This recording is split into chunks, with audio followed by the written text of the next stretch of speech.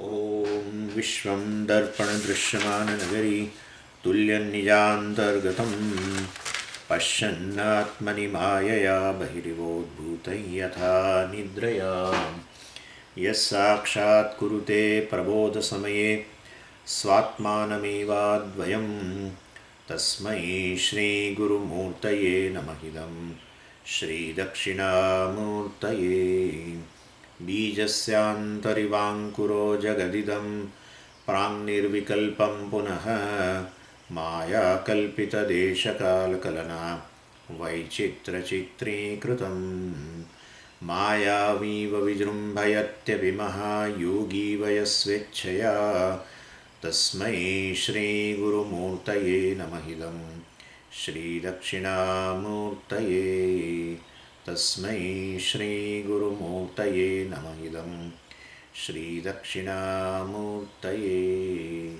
ॐ सहना भवतु सहनौ भुनक्तु सह वीर्यं करवावहै तेजस्विनावधीतमस्तु मा विद्विषावहै ॐ शान्तिः शान्तिः शान्तिः सदाशिवसमारम्भां शङ्कराचार्यमध्यमाम् अस्मदाचार्यपर्यन्तां वन्दे गुरुपरम्पराम् ॐ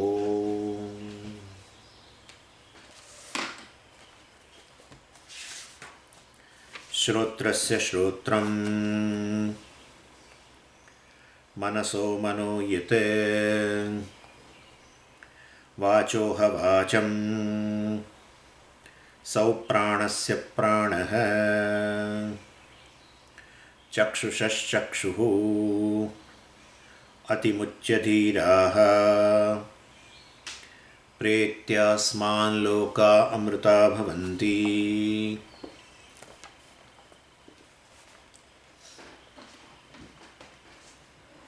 So in the first mantra of Upanishad, the student asked a question to the teacher, a very profound question, of course, based on the homework he has already done. So what was the thinking process of the student? Well, we saw also.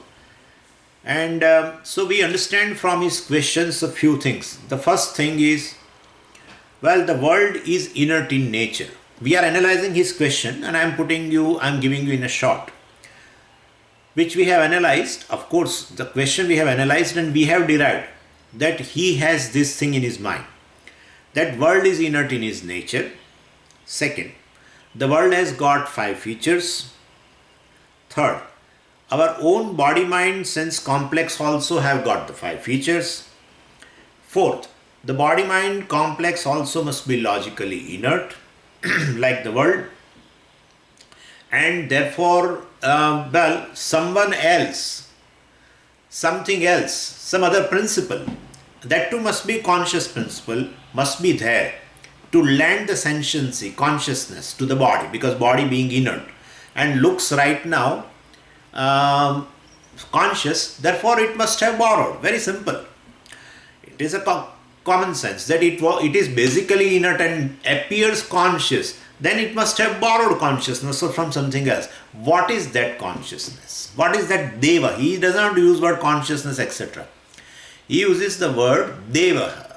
But it is very clear. The word deva itself reveals that it is an illumining principle. It is the conscious principle. And what is that Devaha? So all these things we can derive from his question.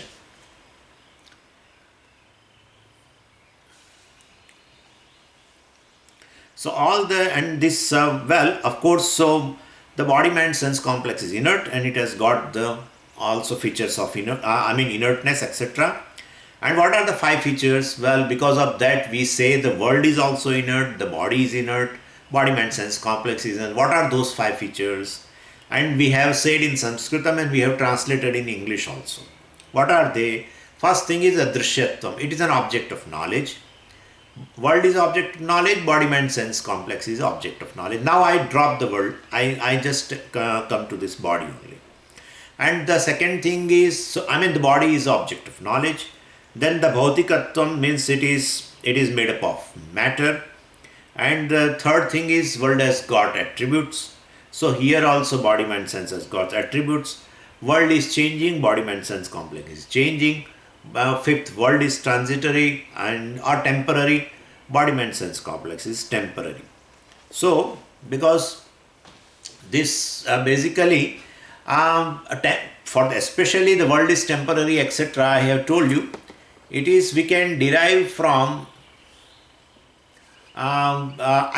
since the world is available only in the waking state, I have told you that.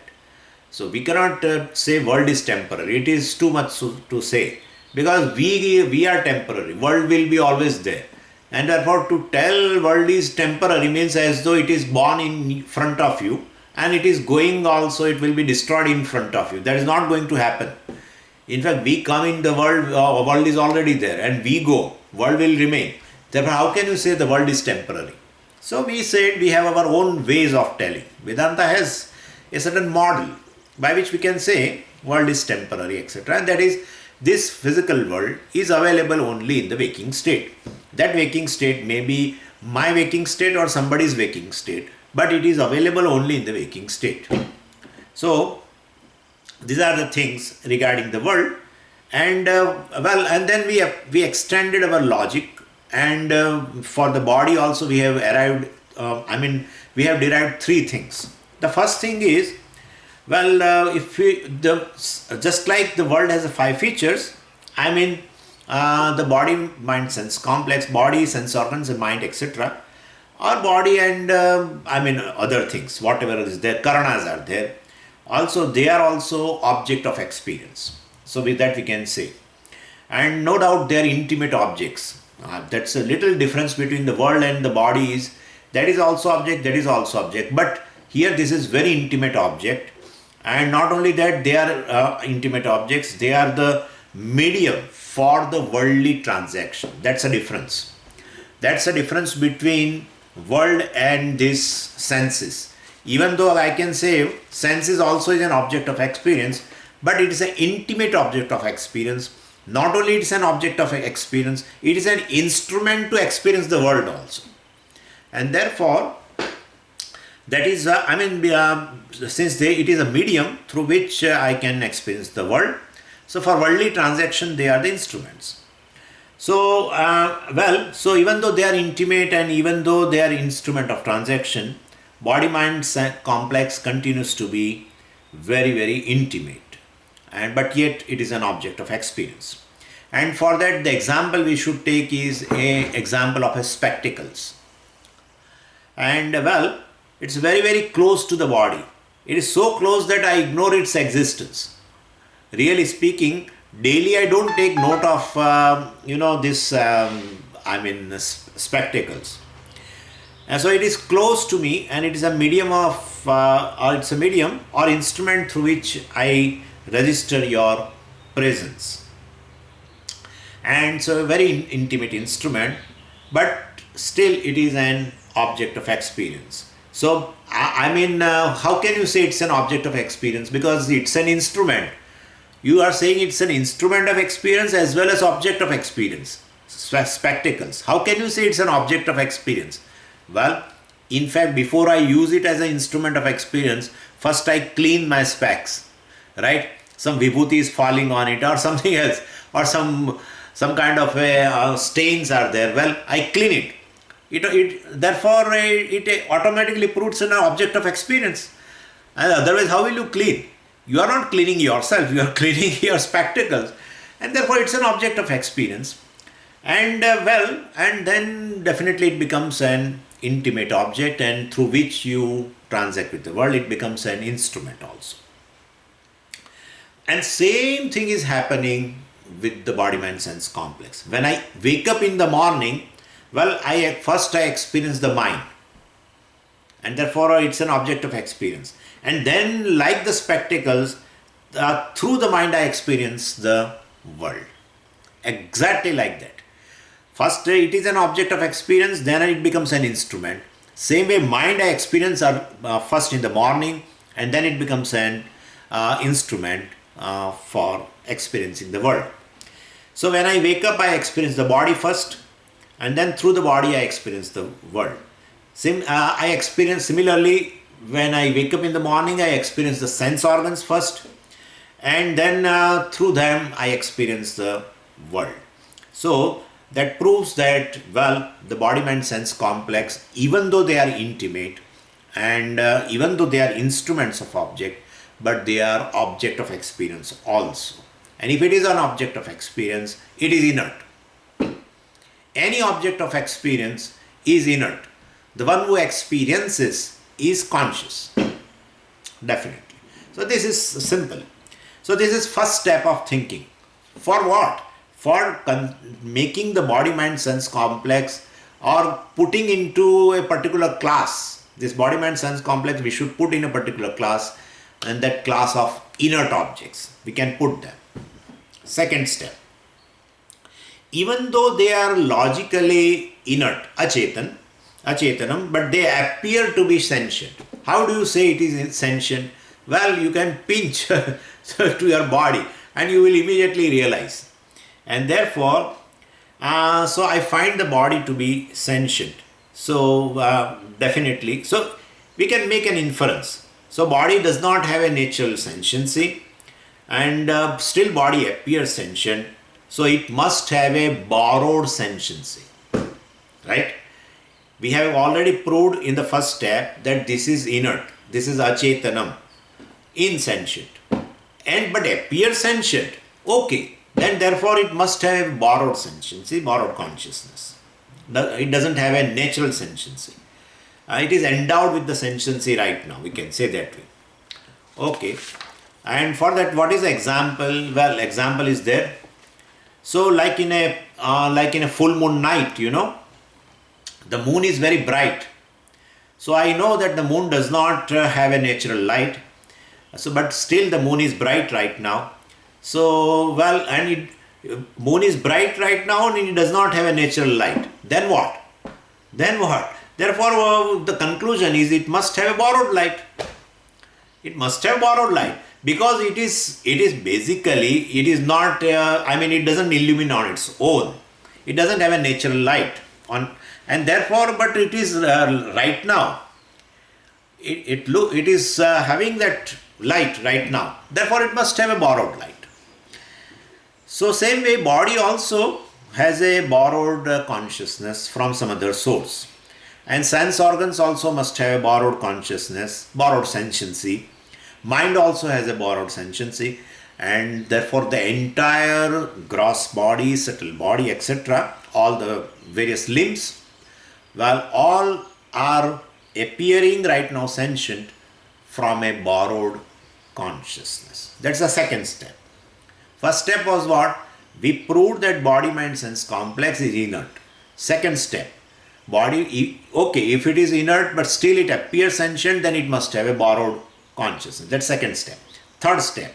This is all logical step. Third step of reasoning. If body, mind, sense complex can borrow, borrowing is possible when there is someone to lend. When someone is ready to lend, then only borrowing is possible. Therefore, they say a Dena bank is necessary for the Lena customer. That Lena and Dena, you must be remembering, I think. Some of you must be knowing these Hindi words. Dena means giving. Dena bank, there is a Dena bank, there is a nationalized bank, where I may be having a branch also here, I don't know, in America, where maybe State Bank has or this. Anyway, so Dena bank is there. But Dena in Hindi means giving. Well, if giving is there, then for somebody is there to take it also. Or let's say if somebody is there to take, then somebody is there to lend also. So either way. So Lena is not possible without Dena. Therefore, here the question is, what is that entity which enlivens the body, mind, sense complex, which makes the this inert body, mind, sense complex a sentient one? And what is that? For that, our Shishya is using a word, Deva. He is telling that who is that Deva? who lends the consciousness to this body mind sense complex. So, well, by using our own thinking, we can guess the answer that there must be some conscious entity, that is for sure. And what must be the features of those conscious entity now? What must be the features? I am asking all of you. You people must be looking at me and waiting for the answer, but I am asking you already. Because if inert thing has 5 features, conscious thing also must have 5 features. Why? How can you say that conscious thing must have 10 features? Why not? No. Inert and conscious entity are opposite in nature. If inert thing has certain feature, the conscious thing being must have a opposite features, definitely. Because both are opposite to each other. Therefore, it must have opposite attributes. What are the opposite attributes? Well, you think, there it was what? There we said it is an object of experience. Anything which is an object of experience is inert. Therefore, here that conscious being must be what? Subject of experience. This much should be clear, right? And then second thing, well, it is made up of matter, made up of elements, 5 elements, etc. So this must be not made up of matter. Yeah, the conscious being must be free from elemental composition. Right? Then the third thing is what? Well, it is not made up of elements. Then the third thing is it does not possess any attributes. It cannot possess any attribute. Moment anything possess an attribute, it becomes an object of knowledge. Immediately. Even not immediately, then through the scientific instruments. If anything has an attribute, it will land itself into object, never subject. And therefore, you generally pick up the knowledge of an object through picking up the attributes. And therefore, the subject must be free from attributes, nirgunam. Then the fourth thing is, well, we have seen there that this body mind sense complex or the world keeps on changing, and therefore the subject must be what? Free from the changes. Free from the changes means it is the witness of all the changes. That's how it should be. The conscious being must be witness of all the changes. Otherwise, how can you talk about changes in the world? How can you talk about? I can be able to talk, well, the subject is consciousness or conscious being, let's say. Then, not only it is just conscious, being a conscious, it is taking a note of the changing in the world, changing in the objects. And therefore, definitely, it must be the object, or the world or the body mind sense complex is basically all the time changing, and I am the one who is the witness of all the changes happening in the body, happening in the mind, happening at the level of senses, happening at the level of prana. Because otherwise I will not be able to talk about the changes in the body. But I am able to talk. And all of you agree with me immediately. Means it is a matter of your experience. And it is the object of experience, and the change is occurring to that. And so the subject must be just opposite. Its feature must be opposite. And therefore it is free from any change. We call it as a nirvikara. Vikara means a change. This is nirvikara. And otherwise also we have seen in the Bhagavad Gita, etc. It is, all these changes occur, sixfold changes. We call them as a Shadvikara. Jayate asti vardhate, etc. This is free from that. So free from birth, death. We don't want to go further. Our whole Upanishad is there for us. So, but we can derive. We can definitely derive. And the fifth thing is, it is eternal. It doesn't go, it doesn't come. That's all. It is not temporary. For a world and for the body, we say it is temporary. Right? We have already proved. So this must be not temporary, means what? It is eternal. It doesn't go, it doesn't come back. It is always present. So the subject, which is not made up of any elements, which is not bhautikam, which does not have any attributes, which does not undergo any change, and which is all the time present. He is the Deva.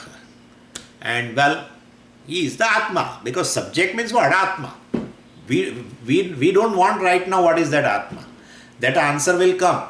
But that is the Deva, that is the Atma, that is the subject, which has this kind of a things. Free from attributes, free from changes, all the time present, eternal, and well, and it is not made up of elements. It is not bhautikam. Right? So this thing we have seen, we can derive it from the question of that Shishya. So this Deva, which is, that is going to be defined in the second mantra by the Acharya. Who is that Deva, who is that Atma, will be defined. A very profound mantra, this second mantra, which contains entire Vedanta Shastra. And that mantra has three topics that also I have already told you. First is a Deva Swarupam, Atma Swarupam. Deva means here the Anahum Atma. Because he has not used word Atma, he has used instead Devaha, Sau Devaha, etc. Acharya has used word Devaha. So, Deva Swarupam, what is the Deva Swarupam? That has been told. The Shishya has used the word Devaha, and Acharya is defining. Shishya has used the word Devaha, Kau Devaha, etc. And Acharya is defining that Deva, that is Atma. And so Deva Swarupam has been described in the second mantra. That is the first topic of the second mantra. Second thing is, how to gain the knowledge of that Deva. Actually, that is not directly told. Frankly speaking, it is not told. But we can derive that thing because the Jnana Phalam has been taught. The third topic is already taught, where it has been told in that mantra itself. If you see the last thing, Pretyasman loka amrutaha bhavanti dhiraha pretya dhiraha asman lokat pretya amrutaha bhavanti. By knowing this Deva, these people will attain mukti after leaving the body. Means at the time of death, they gain mukti. Amritaha bhavanti means they gain moksha. So Jnana Phalam is there, and therefore Jnanam is already involved. And therefore three topics are there in this mantra number 2. The first is, what is that Deva, has been answered. Then what is that Deva? Jnanam Atma Jnanam has been said. We have to infer, because that Atma Jnana Phalam called Mukti, etc. has been talked about. That is there. Now, in this mantra itself, Chakshushas Chakshuhu, up to that is that Deva Swarupam. You can say that. Shrotrasya Shrotram, starting from that, in the third line, Chakshushas Chakshuhu. Till that is talked about that definition of Deva. So, Chakshushas Chakshuhu, Sau Devaha, Sa U Devaha, Saha Devaha. That is the Deva, that is the Atma. What? Shrotrasya Shrotram, 1. Chakshushas Chakshuhu, etc., etc. All. Pranasya Pranaha, Vachoho Vacham, etc. So, all this is a definition of Deva. Because word has been used, Saha, U Devaha. Saha Devaha, this is the Deva, this is the Atma. So, that this is a definition, we can say that. And and as I told you, the second topic, Jnanam, etc., we have to infer, because the Jnana Phalam Mukti has been talked about. And so we can infer that Jnanam is involved of that Deva, Jnanam is involved of that Atma.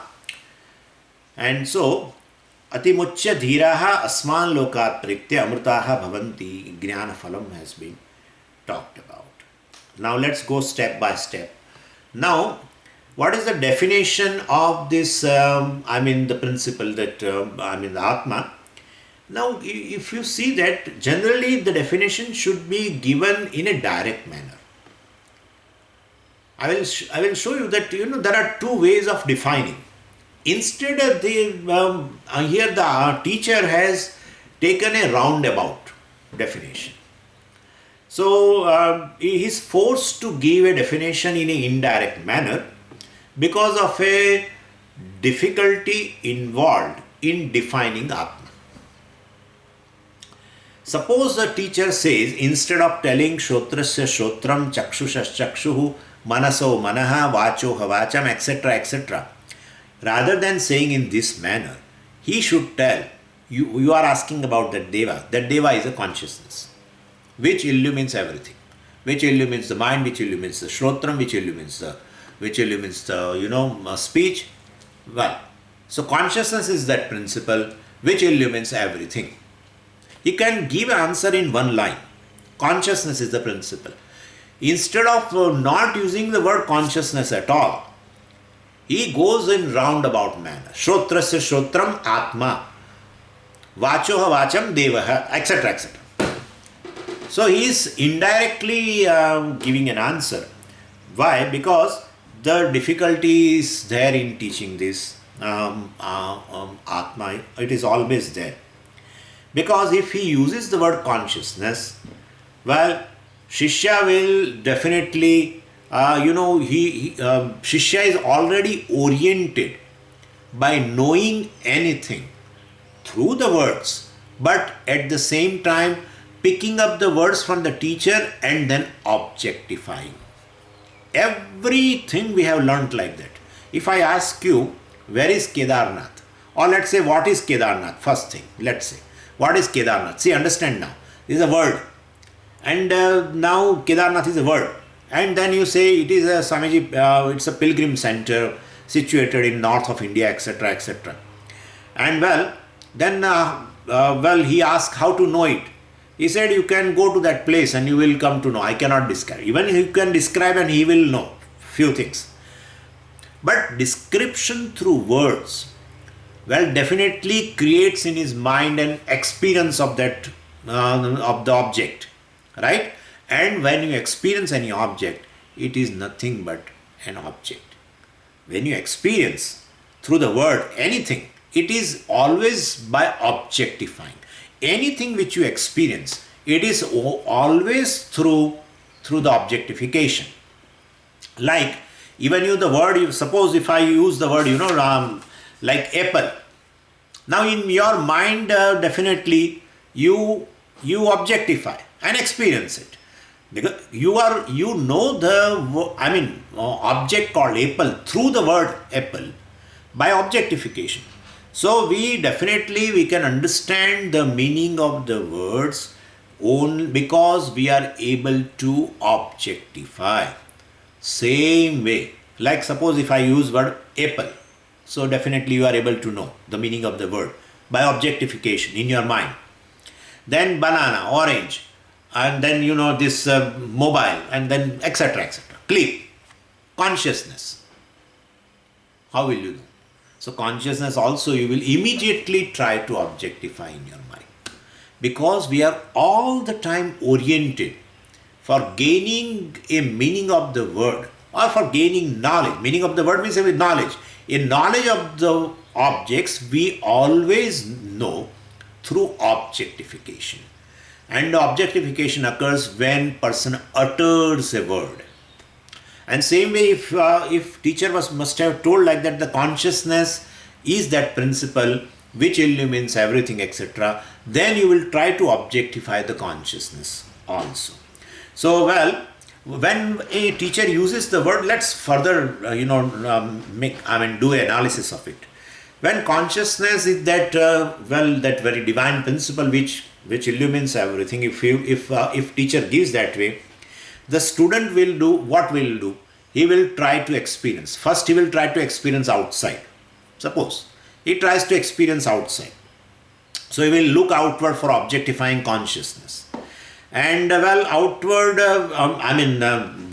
outward, whatever we experience is what? It is all having the all five features. And therefore it will turn to inert thing. And therefore I say, it is not true. Whatever you objectify outward, it is not a consciousness, it is all inert. Okay, so he will try to now experiencing, insight. And insight means what? He will try to realize. I say it is Atma, it is the subject, and then you will try to realize it. That's how the word realization has come. Self-realization has come from that only. That's a word brought in by certain people because they are not satisfied the word knowledge. We always use the word self-knowledge. We never use the word self-realization because this will create a problem of experiencing, objectifying inner, because outward everything is inert. And there, if I say subject and consciousness, that is consciousness, and then you try to experience in mind. What else can you do? But because everyone is oriented towards knowing a thing by objectifying. Either you objectify in the outer world or objectify in the inner world, in the mind, etc. You will know that way only. And therefore, basically, so realization word has come because of this only. They will try to experience that consciousness in a insight. So for them, realization means, the experience of a bliss that is projected as the final spiritual attainment. And they call it as a enlightenment also. And so moment I say it is a consciousness, immediately you will continue that it is something real like apple and banana and computer and etc. and different from everything. So when I say apple, banana, computer, everything you objectify, experience in your mind, and you make them as, you know them by objectification. Same way consciousness also, you will try to objectify in your mind. And so you will think it is one of the things, like apple, etc. and all these things are there. Same way this is also one of the thing, consciousness. And that will not lead to self-knowledge, it will keep you self-ignorant. And therefore, simply using the word, consciousness is the principle, it will not serve the purpose. So, there are two methods directly. You can give a knowledge of an object directly. That is either you experiencing in outer world or you experiencing in inner world, but nothing works. Either I want to objectify consciousness outside or I try to objectify consciousness inside. I will miserably fail because consciousness is neither an external object nor an internal object. But what is internal object, Swamiji? What is that internal object? Many things are internal. Like experience of all your emotion. It is not an outer experience. No emotion is outer experience. It is all inner experience. All objectified things. That's how you are able to talk about your emotion. If you are not, if you don't experience your own emotion, you cannot be able to talk to. And therefore they are objects. And therefore it is all inner objects. There are so many things. I have told you the space also is an inner object, basically. You experience the space through Sakshi Pratyaksham. I have already told you about that. Time also. And there are pain in the body, etc. You cannot show it to anybody outside. Therefore, you are experiencing in the inner world. Anyway, I should not discuss too much because you know all this. So, consciousness also you say subject means either you may at least not, you don't try to experience outside, don't to objectify outside, but at least you will try to objectify in inner world. So more you try to realize the Atma by sitting in then meditation, inner means then they will sit in meditation. More you will miserably fail that, So like that person who said, I think Puja Swamiji was telling perhaps that Swamiji, I have been practicing, this Who Am I meditation for the last 12 years. And I am able to reach up to the state of a mental blankness. I am able to remove all the thoughts. But after thoughts, nothing happens. Since 12 years, I am trying to see that something happens after all the thoughts have gone. Swamiji said, nothing is going to happen also. Because the very experiencer of that blankness is the consciousness, which cannot be objectified. So nothing, consciousness is not going to appear after all that, all the thoughts are gone. Consciousness is not going to appear to you. The very experiencer of that blankness, the witness of that blankness is the consciousness. Anyway, so it is not basically you cannot objectify outside, cannot objectify inside. And if a teacher uses the simply a word, then this thing is going to occur. So this is the problem, and therefore, it is. Since both the types of direct methods will not work, the teacher has to catch the nose in a roundabout way, and that is exactly the teacher has done. And he says, Shrotrasya Shrotram, it is the ear of the ear, Manaso Manaha, mind of the mind. We'll see that. Vachoha Vacham. Now Vacham is there, it is that Vacham is in second case, but it has to be converted into the first case. That is just a Chandas usage, Vedic usage. Vachoha Vak it should be. But instead the Veda says, Vachoha Vacham. That's just like Ishitam. Ishitam, Preshitam, both words are Vedic usages. It should be actually Ishtam and Preshtam, etc. But instead it is Ishitam. That's a Vedic usage. Anyway, so we call them as a Chandasam. Chandas means Veda actually. Chandaha means Veda. Chandamsi, Paranani, etc. If you remember in 15th chapter, Bhagavan says Chandamsi. Bhagavan has used word Chandamsi. Chandas means Veda, and Chandas means connected to the Veda. Vedic usage. So then, Pranasya Prana, it's a life of the life. And finally, Chakshushas Chakshuhu, eye of the eye. So, teacher does not, what do you understand by this? Teacher does not want you to understand. Because the moment you understand, you will be objectifying. And so, understanding is objectification for us. Till today, till we come to Vedanta, before that, whatever understanding is there, that understanding is through objectification. And therefore, teacher wants us to understand without objectification. Understanding Atma without objectification is a success of the Vedanta. And so, so the teacher has to keep, on talking and he has to keep talking about Atma, and student must understand without objectification. That's the toughest thing, in fact, for the teacher to do, and for the student also. To talk about for the teacher is toughest thing, and the person also has to understand the Atma without objectification. And it is very difficult. Any understanding involves objectification. Moment you say I am experiencing anything, inner, outer, anywhere, it is already objectified. That's what we have first said. Drishyatvam, if you remember, Drishyatvam means it's an object of experience. That's all. It's an object of experience.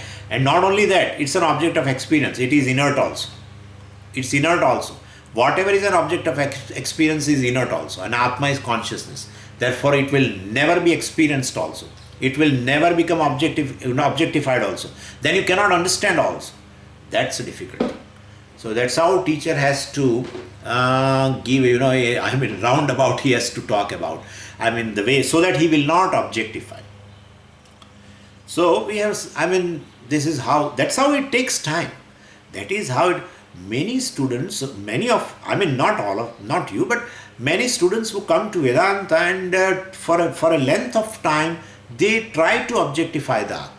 They will try to objectify Atma. Even in Nididhyasanam also they will try to objectify that. If they may sit in the Nididhyasanam, they will try to see Atma in the mind. See the Atma, which is Nirguna, which is limitless. All these things, limitless, they will try to see in Atma. Mind. You imagine, and what a kind of a struggle it is. He will never sit in Nididhyasanam later on because he has got frustrated. Therefore, he gets up. Even if somebody claims, it is going to come in this also. In this also, it is going to come. That Atma is not Viditam, Atma is not Aviditam, etc. is going to talk about it. And one who says, I know Atma very well, means consider that person has really missed the boat. One who says that I know the Atma very well, he is going to talk about it. I mean, the Shishya is going to tell. Acharya may say, but Shishya is going to proclaim. One who says that I know the Atma very well, well, he doesn't know the Atma. It is going to, I mean, to objectify. You objectify the thing. So anyway, and so the message, what is the message? Now let's go in that. Shrotrasya Shrotram, ear of the ear, and Chakshusha Chakshuhu, eye of the eye. So Shrotra appears in two different case endings now, right? It appears in two different case endings. Shrotrasya is the genitive case, sixth case of the ear. And another word Shrotram is in nominative case, Prathama Vibhakti. Same as Chakshusha Chakshuhu. Chakshushaha is in sixth case, of the eye. And Chakshuhu, eye. So Shrotrasya Shrotram, ear of the ear. Chakshusha Chakshuhu, eye of the eye. Manaso Manaha, mind of the mind. Vachoha Vacham, I have told you Vachoha Vak you have to convert.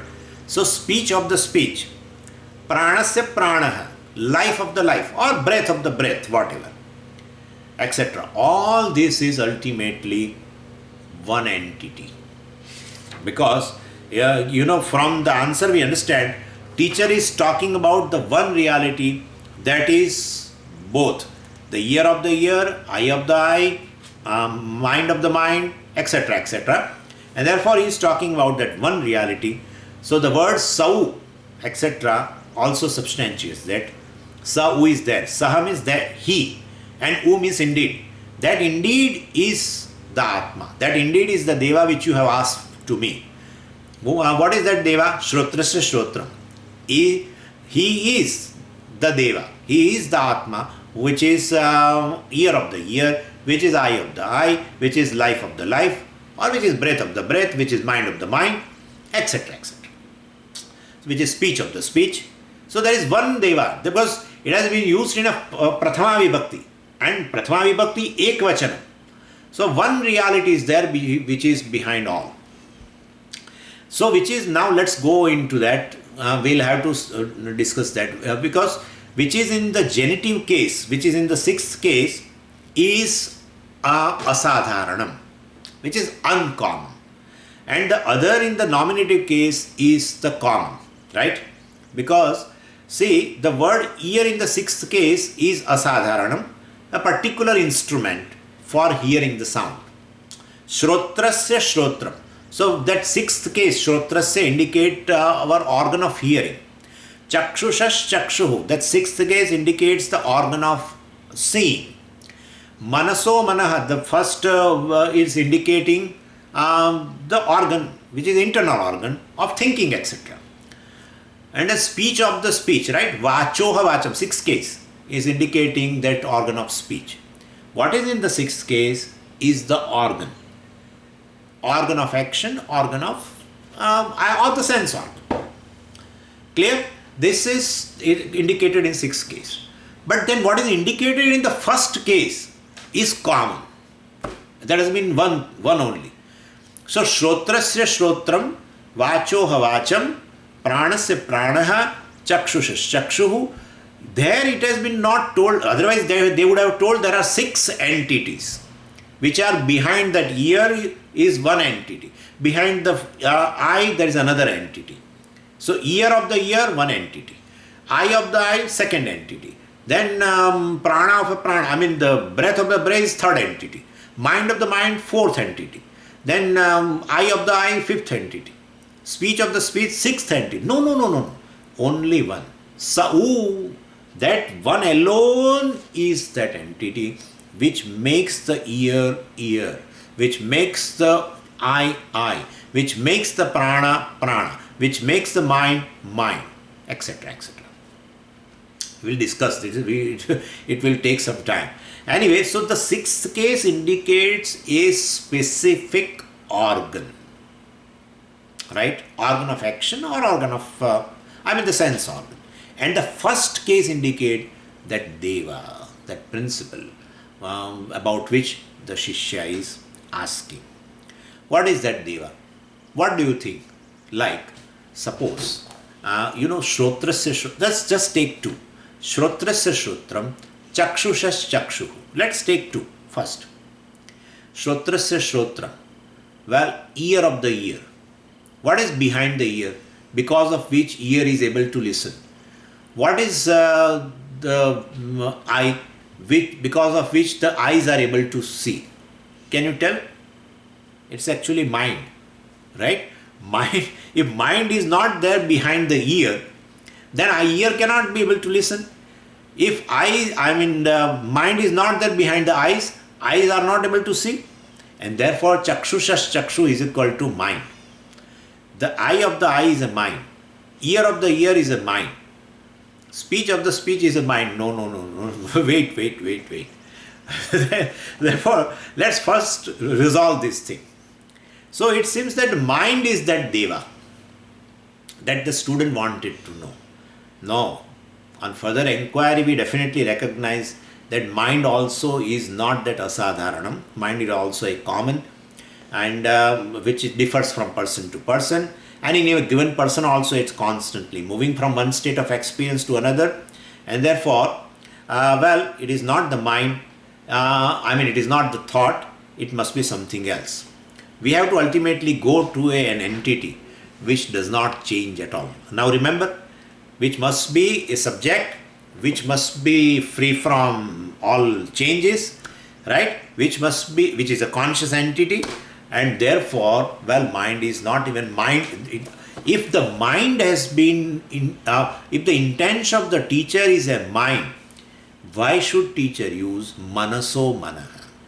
Mind of the mind. Even the mind itself does it a specific activity, prompted activity, well-directed activity in presence of someone distinct from the mind, and therefore mind is not talked about here. So, because of which everybody's mind function. The cow's mind function in a one way, mosquito's mind function in another way, and or anybody's mind function or even in a human being, everyone's mind function in a different way. So what is that effulgent being who even in whose presence even everyone's mind, all the living beings' mind function in a well-directed way, in a specific way. So this is what has been told here. Now I will first brief you what it wants to convey through this Shrotrasya Shrotram, etc. What is the message by given all this is this. See, Shrotrasya Shrotram conveys three things. Three messages are there. That the subject is a conscious entity. That's for sure. It's a consciousness principle which is different from the ear, naturally. Because ear is already, because it has been told Shrotrasya Shrotram. So therefore the second Shrotra, that is, which is in the first case, must be different from what is in the sixth case.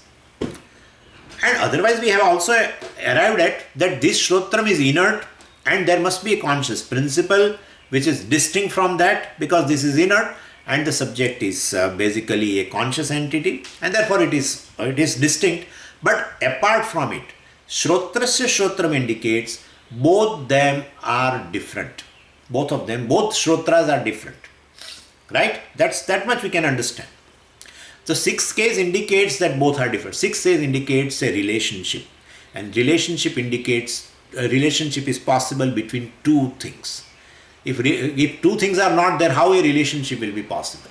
And therefore, basically Shrotrasya Shrotram indicates that, the first thing is that subject which is a consciousness principle, which is different from ear, which is been indicated by the first case. So it is the ear of the ear, that consciousness principle is the ear of the ear, and it is different from the ear. It is in and through the ear. It makes the ear, an ear, a hearing instrument. So three things, if you want to put in nutshell, it is the consciousness principle which is different from the ear, first. Second, it pervades the ear. And third, which makes the ear the ear. So three things we have to say. Same way, mind of the mind, manaso manaha, means what? Is the consciousness which is different from the mind. Well, which first, second, which pervades the mind. Third, which makes the mind mind. Don't worry, Swamiji, what are you talking? We are going to see, but I am telling you in nutshell, what does this convey? Same way you can take anything. So, chakshushas chakshuhu means, which is basically three things we have to count here. It is different from the Atma, that is consciousness principle, different from the I, which pervades the I, and third, which makes the I the I. But what is that which makes the I? I have already told you when we were discussing first mantra that basically, that principle which by whose presence any organ does a specific activity prompted by that presence of that entity does a specific activity. To do a specific activity itself is called mind of the mind. So basically manaso manaha. So I am the consciousness principle, or the subject is the consciousness principle, that is the Atma, in presence of which mind goes for a specific activity. Mind does a job of thinking, emoting, etc. Then if they do that job, I can call mind. If they don't do the job, well, I cannot call the mind. If eyes can see, well, then I can say, well, it is I. If eyes are not able to see, how can I say that there is I? So without the activity of any organ, a specific activity of any organ, you cannot tell that organ is there or not. And therefore, manaso manaha indicates, well, Atma is a mind of a mind, means Atma is a one in whose presence, that's a conscious principle, in whose presence, prompted by that principle, the mind does a job of deciding, thinking, emoting, etc., or recollecting everything. So, manaso manaha. So basically, Atma is responsible to make the mind think, emote, everything. Therefore, I can call Atma as a mind of the mind. If Atma is not present, mind cannot do the job of emoting, thinking, or recollecting, deciding, etc. And therefore, I can call the mind as I can call the Atma as a mind of the mind. If Atma is not there, consciousness principle is not there, definitely, well, eyes will not be able to see. Eyes are sentient because of the consciousness principle, and being sentient, they are able to pick up the objects of colors and forms. And therefore, I can call Atma as a chakshushas chakshuhu. Actually, I am the consciousness principle in whose presence the prompted I does the job of picking up the forms and colors. So, in my presence, if chakshu, eyes are able to do that, I should tell myself as a chakshushas chakshuhu. I am eye of the eye. Am I right? Now, can you follow that? So this is three things we have derived. We are going to discuss at a length, but three things are there. First thing is the subject, well, which is the Deva, has been called the subject Atma. The Deva is distinct from the I, because chakshushas chakshuhu, distinct from the eye. Shrotrasya shrotram, definitely distinct from the ear. Mind of the mind, distinct from the mind. But why are you calling mind? Why are you calling Shrotram? Because in my presence, they become sentient and they are able to do their activity. If they don't do activity, I cannot call them as eye, ear, mind, etc. If they do the activity, I can call. So if I suppose, you say, Swamiji, you have eyes, right? But if I tell you, how I am not able to see anything, today, tomorrow, anytime. So Swamiji, you don't have eyes. You will say, so definitely I am actually not prompting. We have seen that actually, and we are going to discuss at a length, and the question of our Prabodh Bhai also will come, that then how can Swamiji, that where the Jiva is, how you are talking directly about Atma, and therefore that will resolve. This is going to take several days, I'm telling you. Let me prepare you. This is not that answer so simple. Entire Vedanta Shastra is there, and for it takes time. But I'm giving you in nutshell some answer. So basically, I am the one in whose presence any organ, I mean, prompted eye will do the job of picking up the colors. Prompted ear will do the job of hearing. Prompted mind do the job of thinking, recollecting, etc. Prompted prana does the job of breathing, etc. And what is that? What else is there? Prompted speech will reveal words, etc. So therefore, all organs, this is the meditation actually, all organs, and including mind and senses and organ of action and prana and everything, basically do the specific activity as though they are prompted. I'm not a prompting agent. I am just a presence. I am a illuminating principle, like a sun. Sun illumines everything. Sun does not prompt entire world that you wake up now and do your activity. Merely being sun is present, and well, everything starts, right? Including all the birds. Morning 4:30 onwards they start chee chee chee chee chee. They start 4:30 onwards. It is just at dawn, and they start. I mean, entire world. This is how in Prashnopanishad has been defined. Atma has been defined, in whose presence everyone, as though prompted, do their own job. So depending upon that organ, I can tell I am really the organ of that organ, right? So chakshushash chakshu, because of me only, if eyes are able to see, I can tell myself, well, I am eye of the eye. I am eye of the eyes. If yeah, well, the hearing is possible ultimately because of me, the consciousness, well, I can say I am the ear of the ear, right? So, and because of me, the thinking is possible. I can say I am mind of the mind. So this is the how it has been defined, and there is no scope of objectification. If still person objectifies, well, then he is a champion.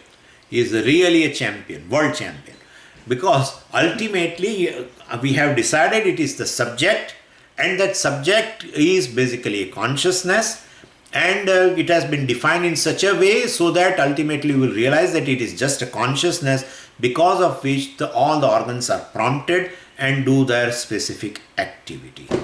They become sentient and do the activity.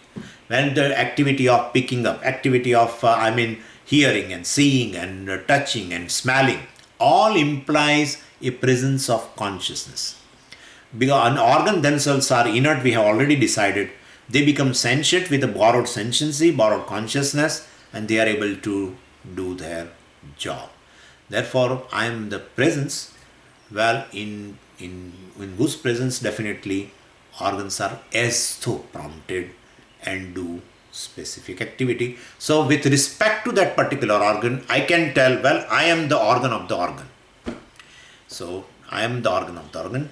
That is the way ultimately, and there is no scope here to objectify now the Atma, because it just talks about the subject. Anyway, this is a very brief answer I have given. We'll see in the detail now from tomorrow. Om Purnamadav Purnamidam Purnat Purnamudachyate Purnasya Purnamadaya Purnameva Vashishyate. Om Shanti Shanti Shanti. Harihi Om Shri Gurubhyo Namaha. Harihi Om.